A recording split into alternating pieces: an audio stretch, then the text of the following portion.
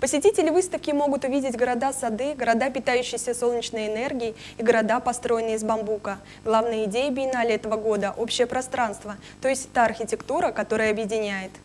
Общественных мест для отдыха становится все меньше. Их либо приватизируют, либо застраивают. А здесь я вижу совершенно другой подход к городу, тот, который дарит его жителям свободу. Главный тренд сезона – дома-амфитеатры, но важнее даже не сама форма зданий, а пространство между ними. И чем оно зеленее, тем лучше. У испанцев экология на первом месте. Пожалуй, самые смелые проекты жилья в японском павильоне. Они представлены под лозунгом «Да, здесь жить можно». А Россия привезла на выставку фотографии городов, о существовании которых до распада СССР вообще мало кто знал. 60 рассекреченных наукоградов. Впервые за все время проведения биеннале специальный приз жюри получила российская экспозиция.